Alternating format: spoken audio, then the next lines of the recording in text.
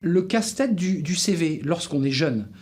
J'ai 20 ans, je cherche une alternance, je cherche un poste en CDD ou en CDI et évidemment se pose la question: qu'est-ce que je vais bien pouvoir écrire sur mon CV? Évidemment, ce qui découle de cette question, c'est de vous dire: finalement, j'ai pas grand-chose comme expérience professionnelle. J'ai fait quelques petits boulots, quelques jobs, mais est-ce vraiment suffisant pour l'écrire sur un CV? D'abord, premier conseil, ne mettez pas des diplômes fantômes ou des expériences professionnelles bidons.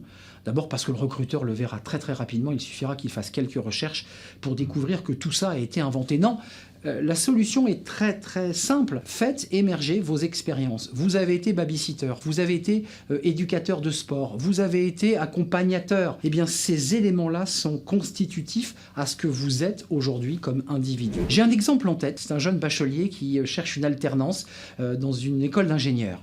Lorsque nous nous rencontrons pour bâtir justement son CV, bien, il me dit ça, j'ai rien fait. Il a travaillé en usine et puis il me dit sa passion du sport et en particulier du tennis à un niveau assez élevé.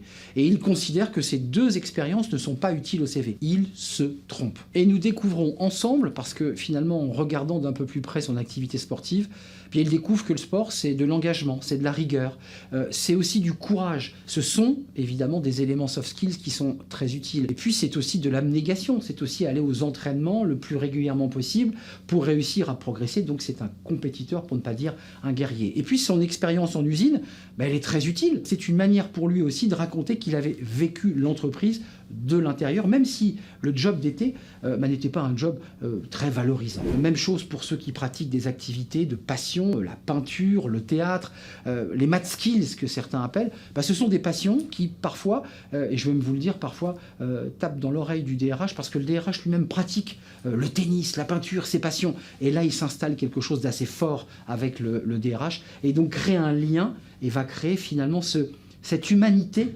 et donc cette création du dialogue. Puis je voudrais pas qu'on se quitte sans vous parler du CV vidéo, parce que le CV papier, il faut le reconnaître, engorge les boîtes mail des décideurs, des recruteurs, des DRH qui, pour être très sincère, ont très peu le temps de les lire, en tout cas dans le détail. Le CV vidéo, il a un avantage, c'est qu'il vous permet de gérer votre communication, d'être vous-même votre propre produit. Et il faut persévérer afin d'avoir une prise qui vous permettra de la diffuser sur les réseaux sociaux. Sachez tout de même que l'intérêt des recruteurs aujourd'hui pour les CV vidéo est bien plus important que pour un CV papier. Donc c'est une arme redoutable de recrutement.